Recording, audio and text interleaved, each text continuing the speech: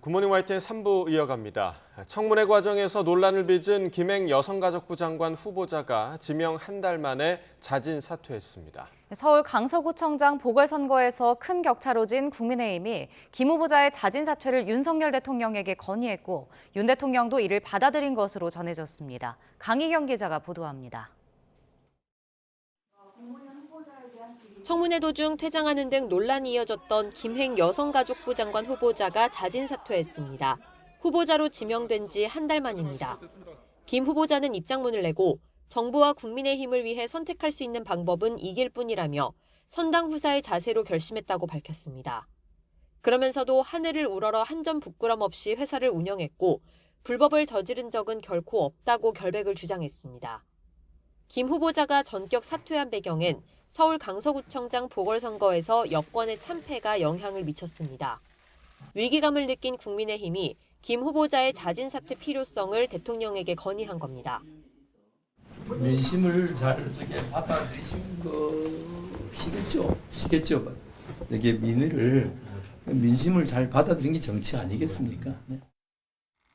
윤석열 대통령은 이를 수용해 직접 사퇴 또는 지명철회 가운데 고심한 것으로 알려졌는데 김 후보자가 결국 사퇴를 결심한 것으로 보입니다. 야당은 사필 규정이라고 비판의 목소리를 높였습니다.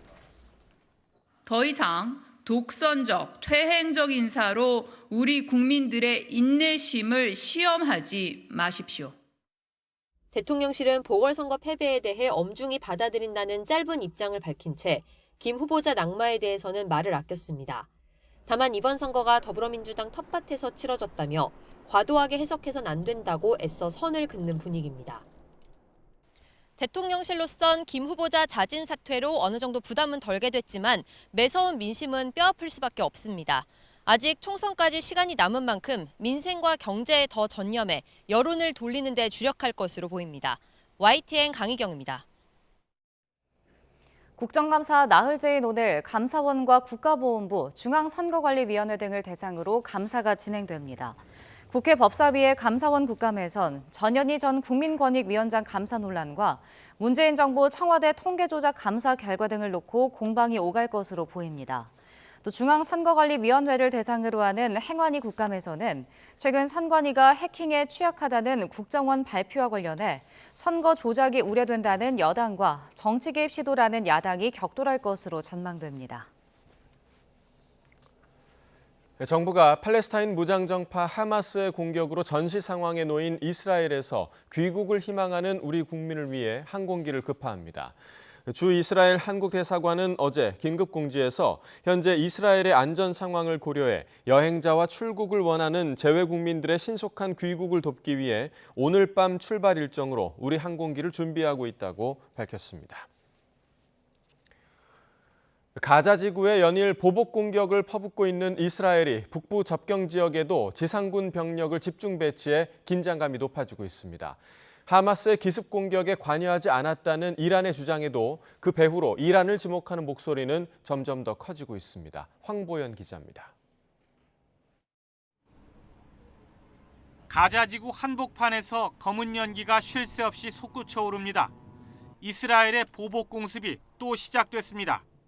The injuries that were found on the bodies of the killed found signs of torture on the bodies like anything they've ever seen in their life, and some of them. 거리에는 아랍어로 적힌 이스라엘의 전단지가 미리 뿌려졌습니다. 하마스의 야만적 행동 때문에 공격할 수밖에 없다며 주민들은 서둘러 대피하라는 겁니다. 매일 같은 공습에 도시는 말 그대로 폐허로 변했습니다. 병원은 다치거나 희생된 사람들로 인산인해입니다. والجرحى ممكن أن يستشهدوا في أي لحظة ولا نستطيع تقديم الخدمة لهم بسبب العدد الكبير نقص الإمكانيات نقص الأدوية الوضع خطير جدا. 이스라엘 북부 레바논과 시리아 접경지대에도 병력이 속속 모이면서 긴장감이 고조되고 있습니다. 이스라엘과 레바논의 이슬람 무장단체 헤즈볼라 사이에는 몇 차례 교전이 벌어졌고 이스라엘이 시리아 수도 다마스크스와 알레포 공항을 공격했다는 보도도 나왔습니다. 이런 가운데 이란의 부인에도 불구하고 하마스 기습 공격의 배후로 이란을 의심하는 목소리는 점점 커지고 있습니다. 독일 숄츠 총리는 하마스에 대한 이란의 도움을 기정사실화하며 대놓고 이란을 몰아붙였습니다. Ohne iranische Unterstützung über die letzten Jahre wäre die Hamas zu diesen präzedenzlosen Angriffen auf israelisches Territorium nicht fähig gewesen. 하마스 관계자도 미국 뉴스위크와의 인터뷰에서 이란 등과 최고위급 수준에서 협력했다고 밝혔습니다. YTN 황보현입니다. 미국 정부는 이스라엘과 하마스 분쟁에 대응하더라도 한반도 안보 지원에는 차질이 없을 거라고 밝혔습니다. 또 이번 사태에 이란이 끼어들지 못하도록 풀어줬던 이란 동결 자금 8조 원을 다시 묶어두기로 했습니다. 워싱턴 권준기 특파원입니다. 백악관 브리핑에서는 미국이 중동 위기에 집중하는 사이 한반도 안보 전략이 소홀해지는 건 아닌지 질문이 나왔습니다. 존 커비 국가안보회의 전략소통조정관은 미국은 충분히 크고 강력한 국가라며 한반도는 물론 우크라이나 전쟁 지원에도 영향이 없을 거라고 밝혔습니다. We're still doing an amazing amount of work in the Indo-Pacific to shore up our alliances and our partnerships and to try to increase stability, security, and prosperity throughout the region. So we're not worried about our ability to do all those things. 하마스 대원이 북한의 로켓포를 가지고 있었다는 일부 보도에 대해선 아직 확인된 사실이 없다고 선을 그었습니다. I can't confirm the reports about the rockets. I'm happy to take that question and see if we have more information on it. I just don't have that today.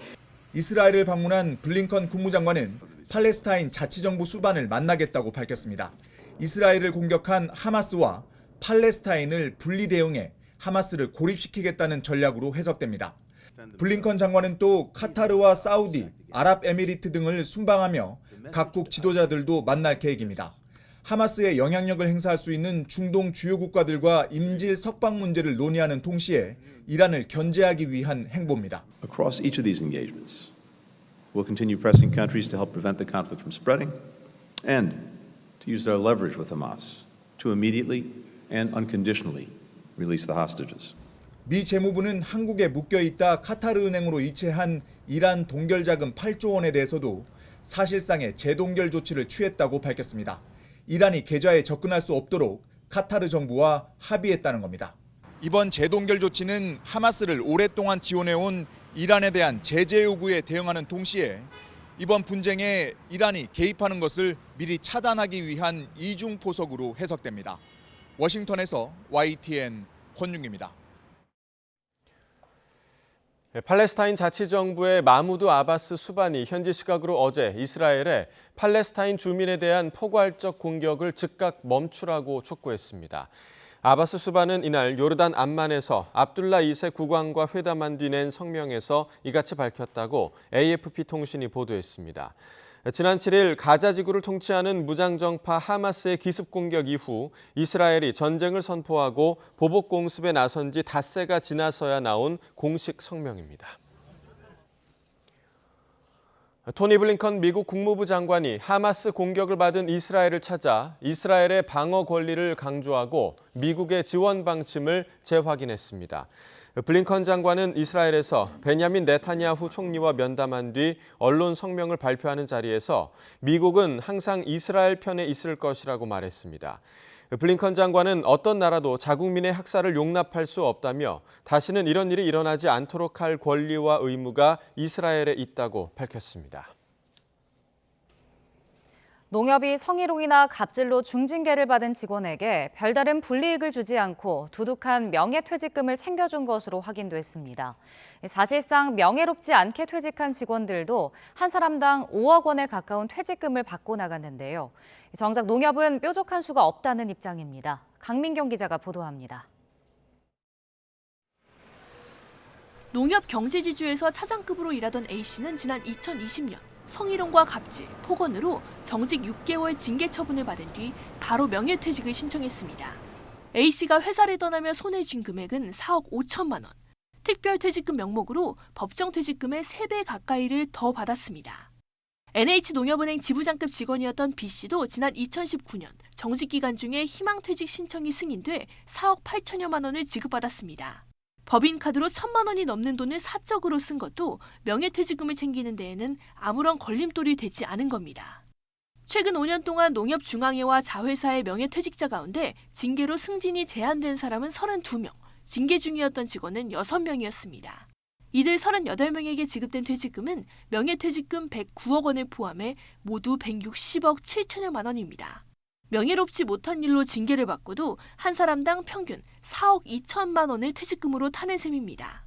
앞서 국민권익위원회는 지난 2020년 징계 처분을 받아 승진 임용이 제한된 직원들에게는 명예퇴직 수당을 주지 말라고 농협에 권고했습니다. 그러나 농협은 3년이 지나도록 권익위 권고를 수용하지 않은 채 징계자에게 퇴직금을 두둑히 주고 있습니다. 농민을 위해 존재하는 농협이 자기 직원들만 감싸며 방만 운영을 한다는 지적이 나옵니다. 징계자들을 명퇴를 시켜서 거기에 명퇴금을 주면은 그것이 농민의 피와 땀이 결국 명퇴에게 잘못 쓰여진 거거든요. 이에 대해 농협 측은 징계 기간 중 퇴직을 하는 경우 남은 징계 기간만큼을 차감해서 명예퇴직금을 산정하고 있다고 해명했습니다. 다만 징계 기간이 끝난 직원에 대해서까지 명예퇴직금을 깎아버리면 과중 징계 우려가 커서 당장 제도를 손댈 수는 없다는 입장입니다. 그러면서 권익위와 협의해 징계자에 대한 퇴직금 제도를 보완할 방안을 찾고 있다고 덧붙였습니다. YTN 강민경입니다. 대전의 한 사거리에서 오중 추돌 사고가 나면서 8명이 다쳤습니다. 경기 고양시에서는 포르쉐 차량이 상가 1층으로 돌진했습니다. 밤사이 사건 사고 소식 임성재 기자가 정리했습니다.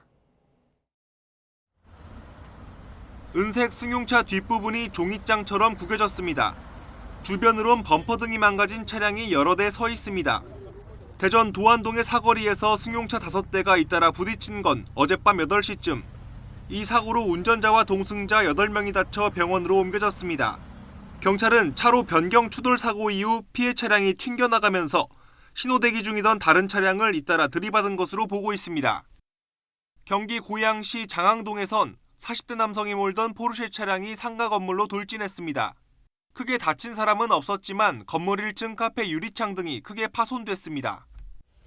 지하차 또한 벽면에서 물줄기가 계속 뿜어져 나옵니다. 불이 나지 않았는데도 스프링클러가 오작동하면서 물이 새어나온 겁니다. 트레일러 차량이 천장에 있는 소방시설물을 건드리면서 스프링클러가 작동한 것으로 보입니다. 희뿌연 연기를 뚫고 소방대원들이 주민들을 대피시킵니다. 4층짜리 건물 지하 구두 작업장에 불이 나면서 건물 안에 있던 11명이 옥상으로 대피했다가 구조대 도움을 받아 무사히 빠져나왔습니다. 불은 지하 작업장 집기들을 태우고 50분 만에 꺼졌습니다. YTN 임성재입니다. 훔친 차량을 몰다가 추격에 나선 순찰차까지 일부러 들이받은 10대 2명이 경찰에 붙잡혔습니다. 경기 수원 중부경찰서는 특수공무집행 방해와 특수절도 등의 혐의로 15살 A군 등 2명을 입건해 조사하고 있습니다. A군 등은 어제 새벽 4시 20분쯤 경기 수원역 인근에서 문이 잠기지 않은 SUV를 훔쳐탄 혐의를 받습니다. 이들은 경찰의 정차 요구에 불응하고 달아나면서 순찰차와 부딪히는 등 수차례 고의로 사고를 낸 것으로 확인됐습니다.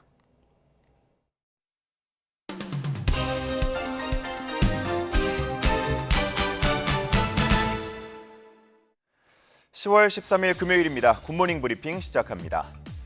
오늘은 조선일보에 실린 사교육업체 해커스에 대한 이야기부터 보겠습니다. 공정거래위원회가 해커스에 과징금 7억 8천만 원을 부과한다고 밝혔습니다. 그 이유는 이렇게 보시는 것처럼 학원과의 연관성을 드러내지 않으면서 유명 온라인 취업 카페를 운영하고 수험생인 척하면서 홍보를 해서 소비자를 기만했다는 겁니다.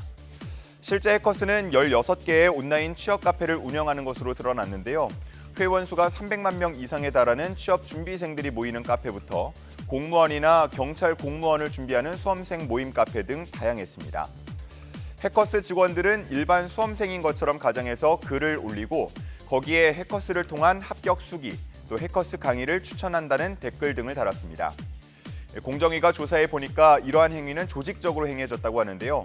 팀장 지시에 따라서 직원들이 일사불란하게 움직였던 겁니다.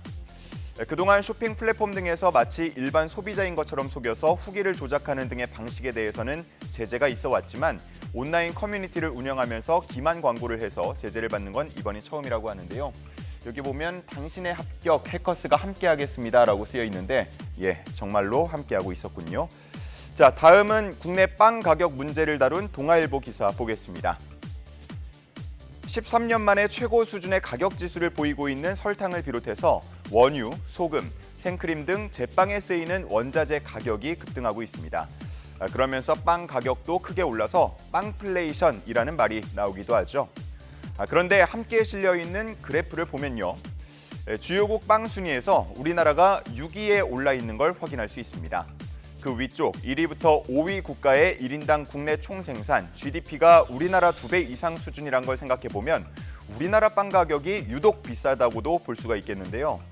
이렇게 국내 빵 가격이 높은 건 상대적으로 높은 임차료와 인건비, 그리고 복잡한 원재료 유통 과정 때문이라는 지적이 나옵니다.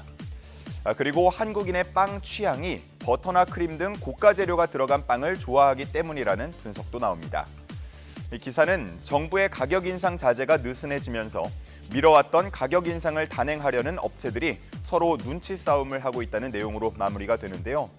지금도 아마 비싸다고 느끼는 분들 많을 것 같은데 조만간 더 오르게 되는 건 아닌지 걱정되기도 합니다. 자, 다음은 친환경에서 화석 연료로 유턴하는 국가와 기업들의 이야기를 다룬 기사입니다. 최근 탄소 중립, 넷제로 정책을 선도하던 국가나 기업들이 유턴하려는 시도 보이고 있습니다.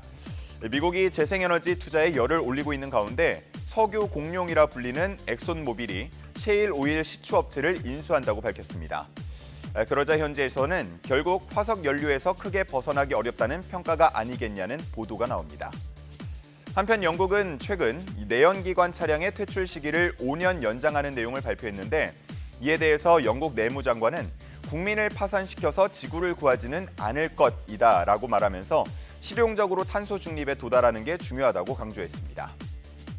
자, 그리고 세계 최초로 탄소 중립 목표를 선언했던 스웨덴도 결국 고물가를 먼저 해결하고자 속도를 조절하겠다고 밝혔습니다. 또 덴마크 완구업체 레고는 플라스틱을 퇴출하겠다고 밝힌 바 있었는데요. 최근에 그 정책을 포기한다고 다시 밝혔습니다. 플라스틱을 대체하기 위해서 재활용 페트를 활용한 공장을 지으려면 결국은 그만한 탄소 배출이 또 발생한다는 사실을 인지했기 때문이라고 밝혔습니다. 친환경으로의 전환 참 쉽지만은 않아 보입니다.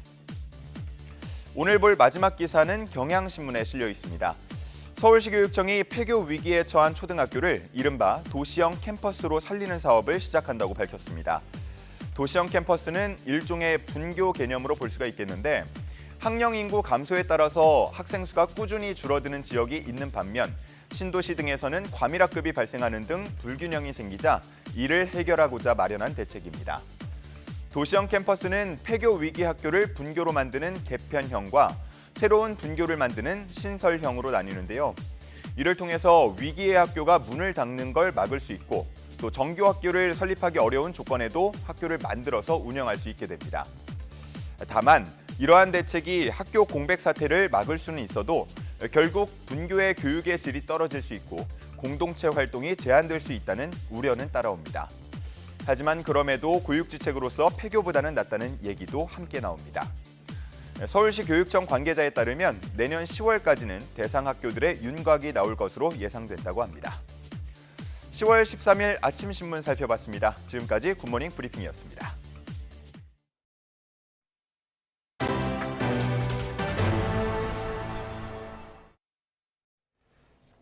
환자에게서 비급여 진료비를 받고도 건강보험공단에 이중 청구하는 등 건보 진료비를 거짓 청구한 의료기관들이 무더기로 적발됐습니다. 보건복지부는 건강보험을 거짓 청구한 병원과 의원, 약국, 한의원 등 7곳의 명단을 홈페이지에 공표했습니다. 이번에 적발된 곳 가운데 한 병원은 환자에게서 비급여 건강검진비를 받은 뒤 공단에서도 이중 청구해 14개월 동안 1,700여만 원을 챙긴 것으로 드러났습니다. 또 환자에게 실제로 한약을 투약하지 않았는데도 서류를 거짓으로 꾸며 26개월 동안 3천여만 원을 받아낸 한의원도 적발됐습니다. 복지부는 해당 의료기관들에 대해 부당이득금을 환수하고 업무정지 처분을 내린 뒤 사기죄로 고발 조치했습니다.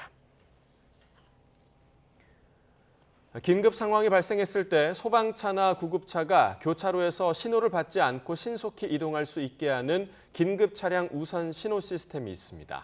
아직 장비 설치도 제대로 이루어지지 않아 제대로 활용하지 못하는데도 소방청이 홍보에만 열을 올리고 있다는 비판이 나옵니다. 황보혜경 기자가 보도합니다. 도로 한복판에 119 구급차가 옆으로 넘어져 있습니다. 심정지 환자를 급히 병원으로 이송하던 도중 마주오던 승용차와 부딪힌 겁니다. 화재 진압이나 인명구조 골든타임을 확보하기 위해 긴급 차량 교통사고 위험을 최소화해야 합니다. 이를 위해 지난 2017년부터 긴급 차량 우선 신호 시스템이 도입됐습니다. 교차로에서 구급차나 소방차가 신호를 기다리지 않고 신속히 이동할 수 있게 교통신호를 제어하는 시스템입니다. 서울과 대구를 제외한 전국 15개 시도 교차로 17,000여 곳에서 단계적으로 구축하고 있습니다. 실제 소방청은 올해 5월 자체 SNS를 통해 경기 수원시의 경우 우선 신호 시스템을 도입한 지난 2020년만 언급하며 긴급 차량 교차로 교통사고가 한 건도 없었다고 홍보했습니다. 하지만 그 뒤로는 어땠을까? YTN이 입수한 소방차량 사고 이력을 보면 수원에서는 재작년부터 2년 연속 교차로 교통사고가 모두 6건 발생한 것으로 나타났습니다. 같은 기간 전체 소방차량 사고의 40% 수준입니다.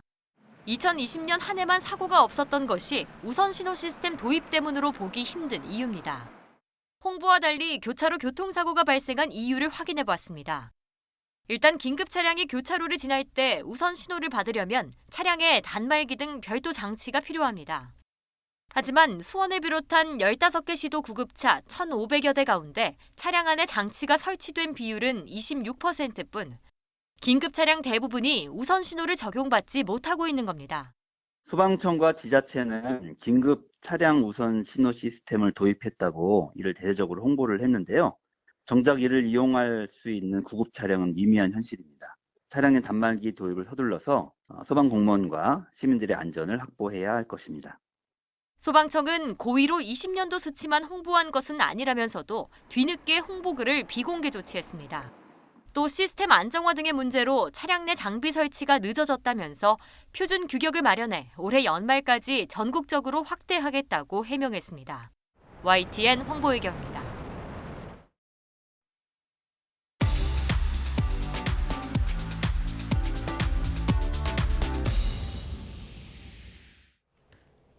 경제 소식을 빠르고 친절하게 전달해드립니다. 오늘 굿모닝 경제는 주원 현대경제연구원 경제연구실장과 함께하겠습니다. 어서 오세요. 네, 안녕하십니까. 자, 우리 시각으로 어제 그 미국의 9월 소비자 물가지수 CPI가 발표가 됐는데 예상치를 소폭 좀 웃돌았습니다. 계속 고물가가 계속되고 있죠. 네, 그러니까 9월 달 전년 동월 대비로 3.7%인데 시장에서는 3.6% 정도를 예상했었습니다. 그러니까 0.1 정도 더 나온 거고요. 그리고 소비자 물가 상승률을 보면 이제 4월 달에 4.9%, 5월 달에 4%, 그리고 6월 달에는 3%까지 떨어졌었는데 그 이후로 이제 계속 좀 올라가는 추세라 상당히 좀 물가가 안 잡히고 있는 미국이 고금리 정책의 강도를 높이고는 있지만 물가가 안 잡히고 있는 그런 모습을 보이고 있습니다. 네.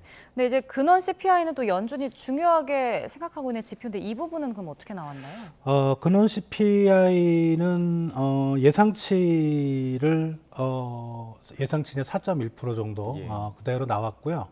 사실 이 부분을 더 이제 우리가 주목을 해야 되는 부분인 것 같아요. 그래서 근원 CPI 같은 경우는 이제 그 에너지하고 식료품 쪽을 뺀 어떻게 보면 이제 실제 시장에서 압력을 받고 있는 물가 상승 압력인데 그건 예상치에 이제 상당히 좀 부합을 했고 또 이런 부분이 미국의 물가를 바라보는 시각을 지금 두 케이스로 좀 보고 있거든요. 하나는 소비자 물가 지수 자체가 올라갔기 때문에 미국 연준이 금리를 좀 더 올릴 수도 있는 그런 이제 인플레이션의 압력 그리고 근원 CPI는 동결이 된 이유가 이제 에너지 쪽이 사실은 전체 CPI를 올렸거든요. 그러니까 휘발유라든가 뭐 주거비라든가 이런 쪽. 근데 그런 걸 좀 빼보면 실제로 미국 시장에서는 인플레이션 압력이 그렇게 높지는 않다. 오히려 이제 금리를 더 안 올려야 되겠다는 이런 금리 인상에 든 반대론자들의 근거가 되는 이제 그런 지표가 되고 있습니다. 네, 그러니까 미국의 기준금리는 사실상 뭐 이제 내려가거나 그런 가능성이 지금 아직은 없는데, 네. 그러니까 물가가 지금 잡히지 않고 있다 이렇게 봐야 되는 거 아닌가요? 뭐가 원인이라고 보세요? 일단은 미국 CPI의 가중치, 그러니까 기준으로 한 절반 정도가 사실은 주거비고, 근원 CPI 한 40%도 주거비가 차지하고 있거든요. 예. 이 주거비가 상당히 좀 많이 올랐습니다. 이번에 7.2%가 올랐는데, CPI 자체로는 3.7%인데 그보다 훨씬 더 증가율이 높은 거죠. 예. 그러니까 이 부분이 잡혀야 되는 게 핵심입니다. 핵심인데 이 주거비는 아시다시피 뭐 수도 요금도 있고 뭐 가스 요금, 뭐 상하수 요금도 있지만 가장 큰 게 이제 임대료죠. 우리로 말하면 월세, 예. 월세인데 이게 이제 모기지 금리가 뭐 20 몇 년 만에 사상 최고치임에도 불구하고 그런 게 영향을 못 미치고 있거든요. 다만 이제 이 주거비라는 거는 올해 초에는 한 8% 정도 전년동을 대비로, 그리고 작년 말쯤에는 10% 이상 주거비가 상승했었거든요. 예. 분명히 빠지고는 있습니다. 빠지고는 있기 때문에 이 주거비 상승률은 올해 말이나 내년 상반기에는 거의 0%로 지금 근접할 거라는 게 샌프란시스코 연방은행의 전망치고, 예. 전문가들도 동의하고, 또 내년 하반기에는 이게 상승이 아니라 오히려 마이너스로 돌아선다는 거기 때문에 이거는 앞으로 가중치가 이렇게 높은 주거비가 지금은 좀 불안하지만 계속 빠지고 그러면 미국 물가 상승, 요번에 인플레이션 압력이 높은데 그걸 완화시키는데 크게 좀 도움이 될 걸로 생각이 됩니다. 예. 일단은 물가가 이제 통화 정책에 영향을 많이 미치니까 관심이 클 수밖에 없는데, 올해 FOMC 회의가 이제 11월, 12월 2번 남았잖아요. 네. 이때 기준금리를 그럼 뭐 올릴 수 있을까요? 아니면 동결할까요? 지금 시장의 전망은 11월 달 동결은 상당히 우세한 것 같아요. 전망치는 한 88% 정도 나오고 있고, 12월 달은 그거보다는 조금 낮습니다. 한 65% 정도 나오고 있는데, 지난 이제 그 미국 연준 FOMC 회의로 공개가 됐는데 지금 팽팽하게 맞서고 있거든요. 매파하고 빌기파하고. 그리고 지금 최근의 분위기를 보면 미국의 물가 지표가 그렇게 나쁘다고는, 그러니까 너무 높다고는 말하기는 어렵거든요. 시장에서는 지금 좀 올라갔지만. 그리고 미국의 이제 경제 성장률에 대한 아이비들의 전망치 보면 지금은 전기 대비 연율로 한 2%대 정도 나오고 있는데 4분기하고 내년 1분기에는 0%대를 보고 있어요. 그러니까 분명히 미국 경제는 좀 떨어지는 방향일 거고, 그런 걸 감안할 때 FOMC가 굳이 올해 11월과 12월에 금리를 올릴 필요는 없다고 보고, 그리고 이제 우리가 상식적으로 보더라도 지금 수준에서의, 그러니까 상단 5.5%, 그거를 고금리를 쭉 이어가는 거하고 한 번 더 올려서 금리를 이어가는 거하고 효과가 뭐 어느 정도 차이가 있겠습니까? 이제 그거보다는 금리를 올리는 것보다는 지금 수준으로 동결을 해서 좀 내년에 장기간 끌고 가는 이제 그런 전략이 아마 FOMC의 내부에서만 논의가 될 걸로 생각이 됩니다. 예. 이번 그 소비자 물가지수 발표가 미국 증시에도 좀 영향을 미치는 것으로 보입니다. 뉴욕 증시가 모두 하락 마감을 했네요. 예, 하락은 했는데요. 뭐 역시 그 이제 소비자 물가 상승률 자체가 근원 말고 헤드라인 소비자 물가 상승률 자체가 시장 예상치보다 0.1 정도 높게 나왔다라는 걸 핑계로 하락은 했는데 0.1 높게 나왔다고 하락하는 건 좀 이상한 것 같고요. 예. 예. 아마 이제 뭐 여러 가지 좀 이유가 있는 것 같습니다. 중동 지역에 뭐 지정학적 리스크도 있고, 그리고 미국 자동차 기업들 주가가 최근에 좀 안 좋습니다. 그러니까 파업 때문에 자동차 노조 파업 때문에 안 좋고요. 이제 그런 여러 가지 복합적인 원인으로 이제 하락은 했었는데 큰 폭의 하락은 아닌 것 같아요. 0%대 하락이니까 요거는 좀 지켜볼 필요가 있을 것 같습니다. 예. 네. 자, 미국뿐 아니라 이제 우리나라도 물가 잡으려고 기준금리를 많이 높인 상태잖아요. 근데 보통 금리가 높으면 이제 가계대출이 줄어야 되는데, 최근에 보니까 지난달에도 주택담보대출을 중심으로 가계대출이 또 늘었다고요? 이거는 우리가 좀 생각을 해봐야 될 게, 가계대출이라는 거는 과연 이제 주는 게 정상적인 거냐라는 걸 봐야 되거든요. 그러니까 우리 경제 규모는 계속 커지잖아요. 그러니까 1분기, 2분기, 3분기, 4분기 뭐 연간으로 볼 때는 계속 커져야 되고, 그럼 가계대출 금액 자체도 사실은 계속 증가하는 게 맞습니다. 증가하는 게 맞고 다만 이제 최근 코로나 이후에 이제 저금리가 상당히 지속이 되면서 가계대출이 크게 늘었다가 작년쯤부터 이제 가계대출이 마이너스로 돌아섰었는데 그거는 너무 늘었던 거에 대한 조정이고 그리고 이제 올해 4월부터 다시 이제 플러스로 돌았거든요. 이제 증가하는 폭이 코로나 때 이제 가계대출이 크게 증가했던 그 폭보다는 그렇게 높지는 않습니다. 다만 이제 9월 달은 또 많이 줄었고요. 폭 자체가. 근데 9월은 좀 일시적인 요인이 있었던 것 같아요. 9월에 그 연휴도 많았었고 그리고 이게 이제 9월에는 이사철입니다. 이사철이기 때문에 이사할 때 뭐 전세 자금도 필요하고 뭐 주택을 구입해서 들어가시는 분들도 뭐 기존의 주택으로 안 되면 또 대출을 받아야 되고 이런 부분이 있기 때문에 가계대출 보면 이제 주택담보대출 쪽으로 많이 늘은 거죠. 그리고 이 부분이 상당히 비중이 컸고 근데 이제 주택담보대출 말고 이제 우리 신용대출 뭐 카드사나 자동차 할부라든가 어떻게 보면 직접적으로 소비하고 연관된 대출은 많이 줄었어요. 그러니까 이게 어떻게 보면 우리나라 하반기 경제에 좀 불안 요인으로 작용하는 그런 느낌도 있어요.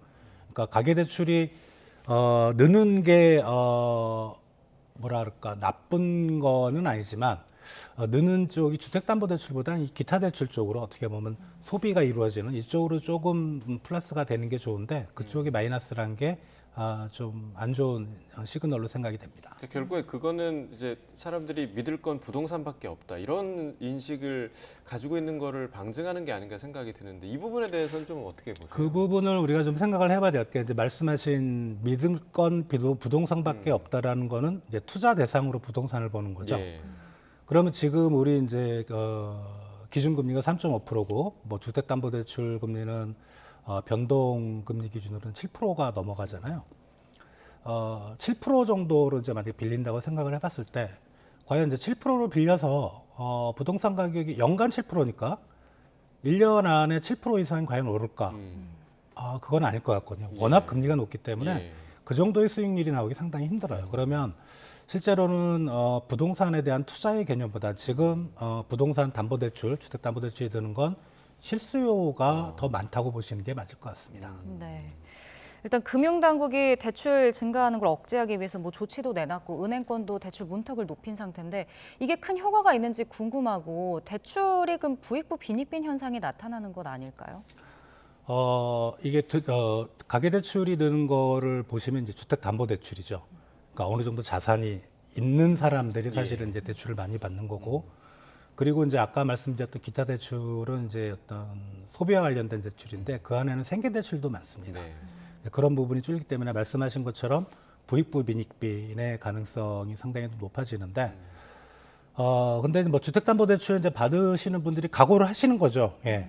뭐 잘 사시는 분들인지 모르겠지만은 각오를 하시고 들어가는 거니까 그거는 뭐 꼭 부익부 빈익빈이라고는 말할 수 없고 또 실수요로 주택을 사시는 분들은 어쩔 수 없는 상황에서 주택을 사시는 분들도 많아요. 그러니까 이번 기회 아니면 주택을 좀 마련하기 어렵다는 자기 어떤 소득 사이클에서 이제 그런 분들도 많기 때문에 꼭 부익부 빈익빈이라고 말하기 좀 어려운 측면이 있습니다. 네. 그러니까 9월, 10월, 그러니까 일반적으로 우리가 이제 이사철 날씨도 좋고요, 이사철로 부르는데 이번 달에도 그럼 가계대출 잔액 더 늘어날 가능성에 대해서는 어떻게 보시나요? 예, 9월 달에는 좀 연휴도 있었고 좀 추석 명절 끼고 그래서 가계대출 증가폭이 8월보다 좀 낮아졌는데 10월에는 증가폭이 좀 커질 것 같아요. 이제 그런 9월 달에 못했던 게 10월 달에 많이 이연이 되니까 또 11월 넘어가면 날씨 추워지고 제사하기 힘들잖아요. 그래서 10월에는 가계대출 증가폭이 9월보다는 확실히 좀 커질 걸로 생각이 되고 있습니다. 네. 자, 이번에 부동산 시장도 좀 보겠습니다. 이번 주에 전국 아파트값이 올랐는데 13주 연속 오른 겁니다. 상승폭이 둔화하긴 했는데 그러면 이제 시장이 좀 오르는 추세라고 생각해도 될까요? 지금 분위기는 그런 것 같아요. 근데 상승폭 둔화는 이제 아까 뭐 가계대출 얘기할 때 저희들이 말씀했지만은 얘기를 했지만은 그 추석 때문에 사실 좀 그런 거래가 좀 뜸했던 그러니까 부동산 시장도 그런 영향을 받았던 것 같고요. 전국적으로 상승폭은 10월 첫째 주에 0.08% 올랐는데 이제 둘째 주에 0.06%로 좀 많이 떨어졌고요. 많이 떨어진 쪽은 이제 서울입니다. 서울이 0.1%가 첫째 주에는 올랐었는데 둘째 주에는 0.07%로 좀 떨어졌고, 그리고 경기, 인천, 수도권은 대체로 보면 상승폭이 좀 많이 줄었습니다.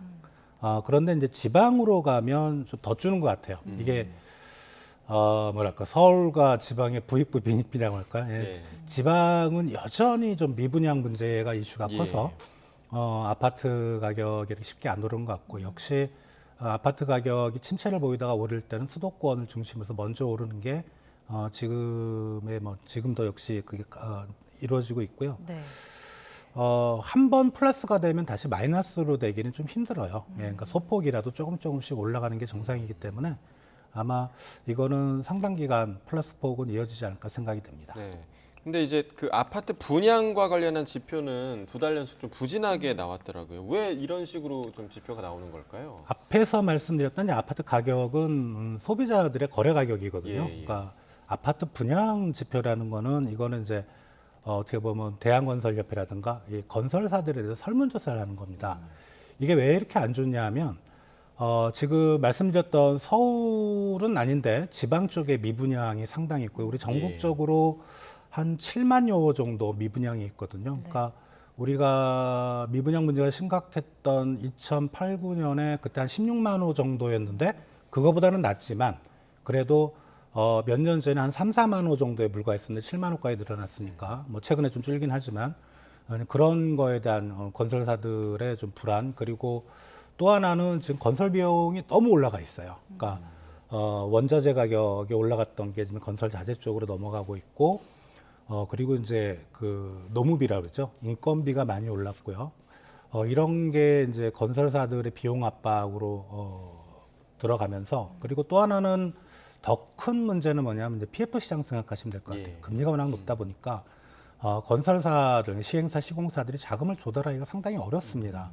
이제 그런 여러 가지 요건을 생각할 때 건설사들이 이제 분양 시장에 대해서 전망을 좋게 보고 있지는 않다. 이렇게 보시면 될 것 같습니다. 네, 알겠습니다. 굿모닝 경제 오늘 여기까지 듣도록 하겠습니다. 주원 실장과 경제 이야기 나눠봤습니다. 고맙습니다.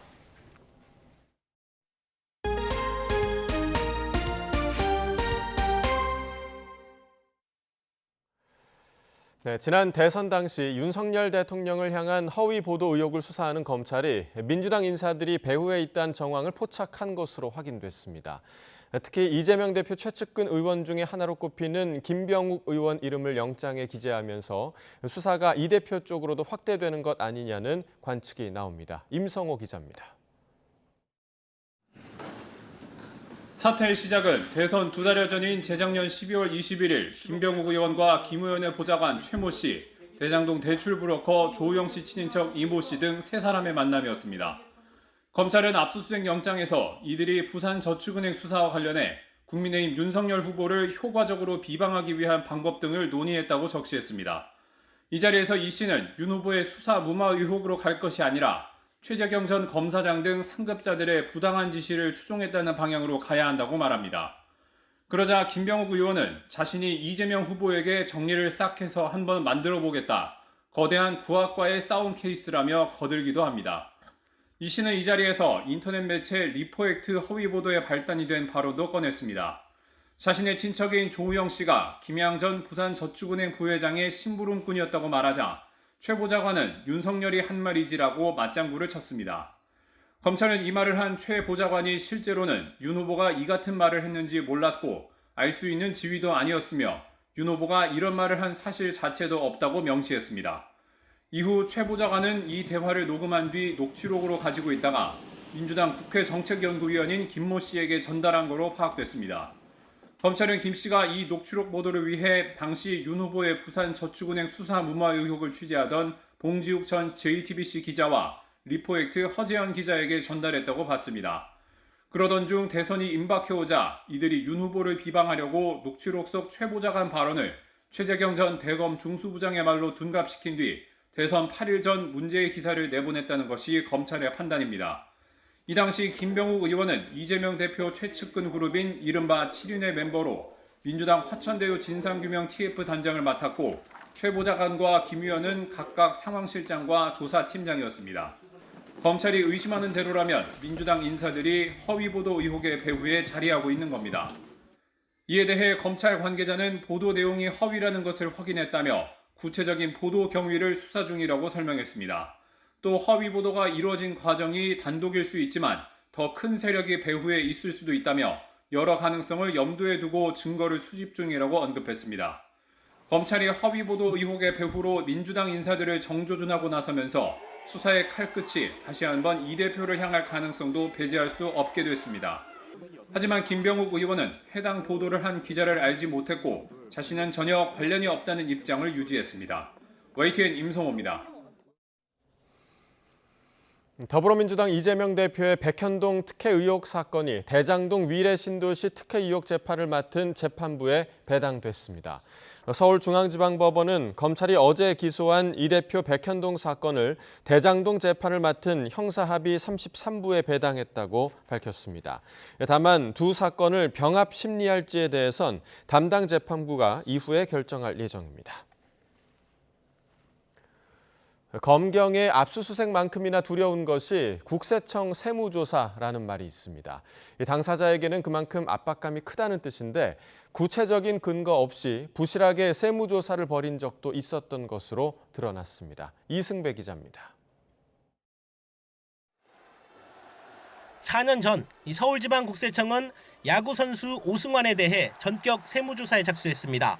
지난 2014년부터 15년까지 일본 프로야구 선수로 활동하면서 받은 계약금과 연봉 83억 원에 대한 종합소득세를 누락했다는 혐의였습니다. 오승환은 자신은 비거주자라서 납세 대상이 아니라고 항변했습니다. 소득세법은 국내 거주자이거나 국내 원천 소득이 있어야 납부 대상인데 당시 자신은 일본에 있어서 의무가 없다는 겁니다. 그러면서 국세청 과세사실 판단 자문위에 판단을 요청했습니다. 자문위는 오승환 손을 들어줬습니다. 한 해 대부분인 평균 281일을 일본에서 체류했고 소득 대부분이 일본에서 발생했다는 이유 등을 근거로 들었습니다. 감사원은 당시 오승환이 비거주자였다는 게 너무나 명확했는데도 구체적인 근거나 증거자료 검토 없이 세무조사에 착수했다고 지적했습니다. 이런 과정을 거치면서 탈세 꼬리표를 떼기까지 2달 반이 걸렸습니다. 또 이런 일도 있었습니다. 대구지방국세청은 관내에 있는 한 피부과가 현금 탈세 혐의가 포착됐다면서 한 달 동안 세무조사를 벌였습니다. 2017년부터 3년 동안 10억 원 넘게 현금 매출을 빠뜨렸다며 구체적인 액수까지 거론했습니다. 하지만 세무조사 결과는 무혐의였습니다. 감사원이 착수 과정을 들여다봤더니 그야말로 엉터리였습니다. 국세청 직원이 병원에 딱 3번 가서 하루에 2시간씩 머물면서 환자들이 카드 결제를 몇 명 했는지만 보고 나머지를 누락이라고 판단한 겁니다. 10억이라는 수치도 당시 환자 52명 중 81%인 42명이 카드 결제를 하자 현금 매출을 19%로 추정해 단순 계산한 것으로 드러났습니다. 국세청 직원은 감사원 조사에서 열심히 일해보려다 이런 일이 발생했다고 주장한 것으로 알려졌습니다. 감사원은 두 사건 모두 납세자의 권익을 침해하고 불편을 초래했다면서 서울과 대구지방국세청에 주의를 요구했습니다. YTN 이승배입니다. 윤석열 대통령이 북한이 핵미사일 개발의 중요 자금줄로 사이버 불법 활동을 왕성하게 전개하고 있다며 사이버 안보는 국가 안보와 직결된다고 강조했습니다. 윤 대통령은 어제 청와대 영빈관에서 청년 화이트 해커 100여 명과 만나 사이버상에서 무차별적으로 확대 재생산되는 가짜뉴스 역시 자유민주주의와 시장경제, 우리 경제와 행정의 안정을 늘 위협한다고 지적했습니다. 이어 여러분 한 사람 한 사람이 중요한 전략 자산이라며 사이버 산업의 발전과 역량 강화에 더욱 힘쓸 것이라고 설명했습니다. 아프리카 시에라리온 선적의 수상한 화물선이 북한 항구들에서 포착됐다고 미국의 북한 전문 매체 NK뉴스가 보도했습니다. NK뉴스는 밸리언트라는 선명의 이 화물선이 북한 속리망에 입항한 것은 해당 선박이 UN 안전보장이사회 제재 위반에 해당하는 연료나 무기 밀거래와 연관됐을 수 있음을 시사한다고 전했습니다. 중국의 중학교에서 아베 전 총리 피격을 흉내내며 일본의 오염수 방류를 풍자해 논란이 일자 교육당국이 조사에 나섰습니다. 이런 가운데 국제원자력기구 IAEA가 다음 주 후쿠시마 원전 오염수 해양시료 채취에 나서는데 중국 측 전문가도 처음으로 참가합니다. 도쿄에서 김세호 특파원의 보도입니다.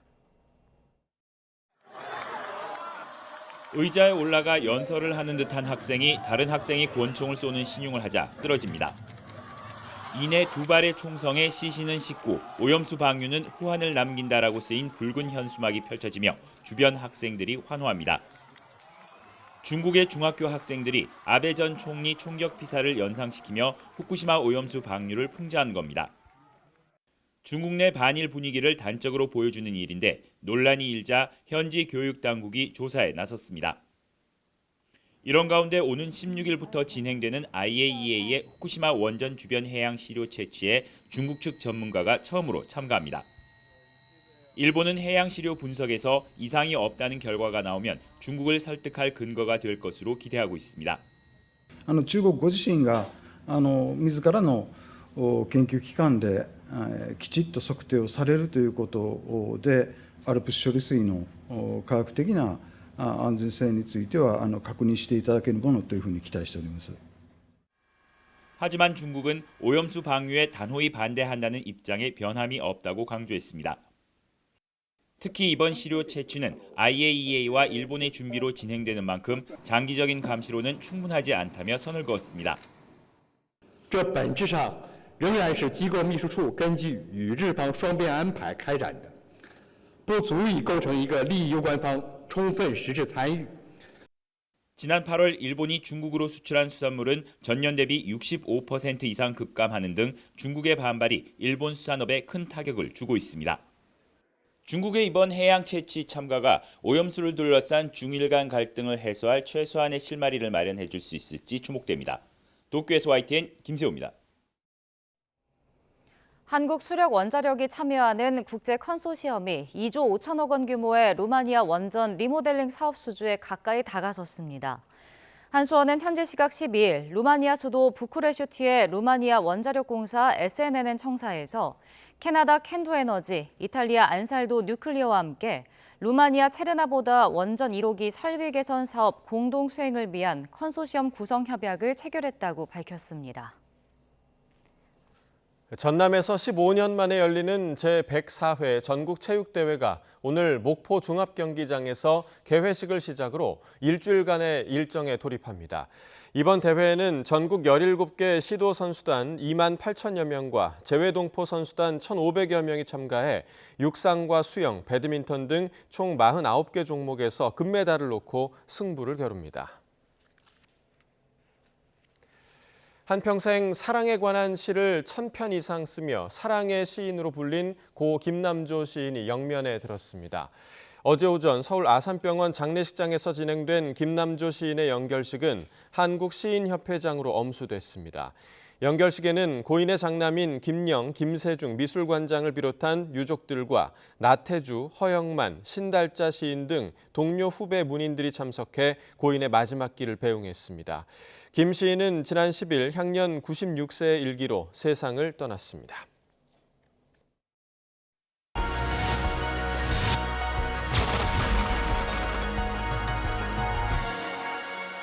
그 사장 어디 있어? 에? 그 서장 남천동 살지? 에? 이게 어째 돌아가는 겁니까? 최 사장님 무사할 것 같아. 대부님이 건달입니까? 그만아. 내가 절대 못 잡아봐. 영원한 적이 어디 있겠습니까? 다 쟤한테 득대면 친구고 안 되면 원수지.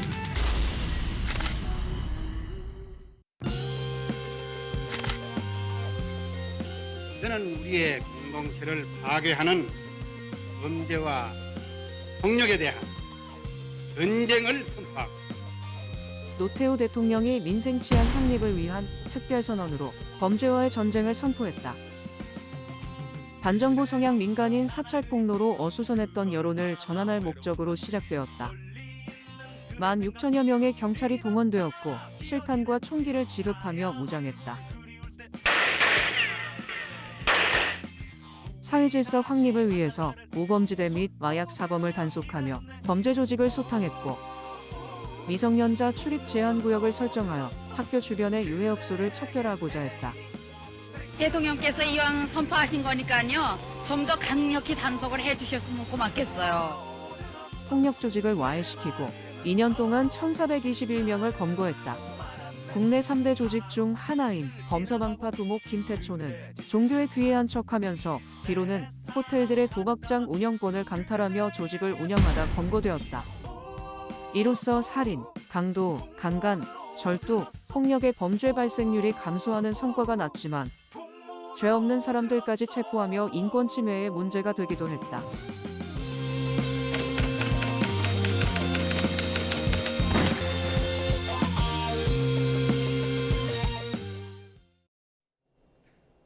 오늘도 낮 동안 선선함이 감돌면서 깊어가는 가을의 정취를 느낄 수 있겠습니다. 우선 현재 서울 기온은 14.3도로 다소 쌀쌀함이 감돌고 있지만 낮 동안에는 기온이 22도까지 오르면서 예년 이맘때처럼 선선하겠는데요. 하지만 일교차가 10도 안팎까지 크게 나겠습니다. 건강관리 잘해주시기 바랍니다. 오늘은 전국 하늘에 구름이 많이 지나겠고요. 대기질도 좋음에서 보통 수준으로 양호하겠습니다. 다만 제주도 해안에서는 너울성 파도를 주의해 주셔야겠습니다. 현재 기온 살펴보겠습니다. 현재 서울 기온 14.3도, 세종 12.5도, 부산은 17.6도를 나타내고 있습니다. 낮 기온은 예년과 비슷하거나 조금 더 높겠습니다. 오늘 서울 한낮 기온 22도, 대전도 22도, 광주와 대구는 23도가 예상됩니다. 주말인 내일 야외 활동 계획하시는 분들 많을 텐데요. 아쉽게도 내일은 전국에 비 예보가 들어 있습니다. 비의 양은 5에서 많게는 40mm가 되겠고요. 가을비답지 않게 강한 비가 벼락과 돌풍, 우박을 동반하며 요란하게 쏟아질 수 있겠습니다. 비는 내일 밤이면 모두 그치겠고요. 이후에는 다시 맑은 하늘이 드러나겠지만 날이 한층 더 쌀쌀해질 전망입니다. 지금까지 날씨 정보였습니다. 네, 이상으로 금요일 굿모닝 YTN 마칩니다. 잠시 후 뉴스라이더가 방송됩니다. 시청해주신 여러분 고맙습니다.